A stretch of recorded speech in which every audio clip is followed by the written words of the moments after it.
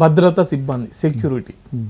ఒక వ్యక్తి వచ్చేటప్పుడు ఒక 100 మంది సెక్యూరిటీ తుపాకులు పట్టుకొని, అసలు మన ప్రజానాయకుడు అంటే ప్రజల దగ్గరికి వెళ్ళి ప్రజలు నేరుగా వెళ్ళి కలిసి మాట్లాడేటట్టు ఉండాలి, కానీ చుట్టూ ఆ పరిస్థితిని చూస్తే కనీసం దూరం నుంచి చూడలేనటువంటి పరిస్థితి. రైట్.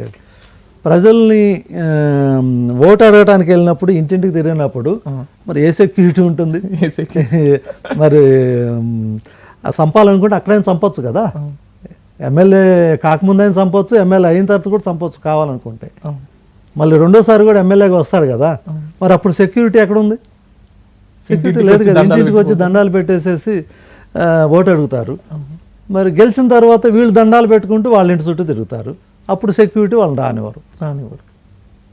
జరుగుతుంది ఇదే కదా ఈ 75 సంవత్సరాల్లో.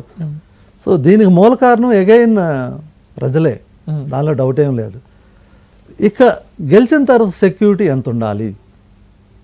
ఎందుకు సెక్యూరిటీ ఉండాలంటే, నువ్వు ప్రజలకు సేవ చేయడానికి వచ్చావు, చనిపోవటానికి కూడా రెడీ అయ్యి నువ్వు మాటలు కూడా అదే చెప్తావు, నేను నా జాతి కోసం, నా యొక్క ప్రజల కోసం చనిపోవటానికి రెడీ అన్నప్పుడు ప్రమాణ స్వీకారం చేస్తున్నావు. చేసినప్పుడు నీకు సెక్యూరిటీ ఎందుకు? తర్వాత నువ్వు తప్పు చేయనప్పుడు భయపడాల్సిన అవసరం ఏముంది? అంటే నువ్వు తప్పు చేస్తున్నావు, సెక్యూరిటీ పెట్టుకుంటున్నావు అంటే తప్పు చేస్తున్నావు. అందుకనే సెక్యూరిటీ పెట్టుకుని ముందు బయటకు వెళ్తున్నావు. ఒక్కొక్కరి Z+ అని, తర్వాత మిలిటరీ రైట్. ఇప్పుడు ఇందిరాగాంధీని చంపింది సెక్యూరిటీ. సో ఎక్కడుంది సెక్యూరిటీ? ఎక్కడుంది? రాజీవ్ గాంధీ గారిని కూడా చంపింది సెక్యూరిటీ కాదు, అఫ్కోర్స్ ప్రజల్లోకి వెళ్ళినప్పుడు చంపేయటం జరిగింది. సెక్యూరిటీ ఏం చేసింది? అక్కడ చంపడ్డారు, ఇక్కడ చంపడ్డారు. అంటే కొంతవరకు నివారించగలుగుతారు. ఏమి నివారిస్తారు?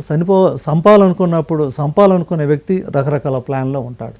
నువ్వు తప్పు చేయనప్పుడు నిన్నెందుకు ఏం చేస్తారు? నువ్వు ఓటు అడగడానికి వెళ్ళినప్పుడు నిన్నేం చేయలేదు కదా. గెలిచిన తర్వాత ఎందుకు చంపుతారు నిన్ను? అంటే కొంత ఆపోజిట్ పార్టీ వాళ్ళు పడకుండా మళ్ళీ ఎమ్మెల్యే అవుతారని చెప్పేసి ఎవరు కూడా చంపాలని ప్రయత్నం చేయరు. చంపితే క్రిమినల్ అవుతాడు, దేశభక్తుడు కాలేడు కదా. చంపబడ్డ వ్యక్తి దేశభక్తుడిలాగా ఉంటాడు, కానీ చంపిన వ్యక్తి క్రిమినలే కదా.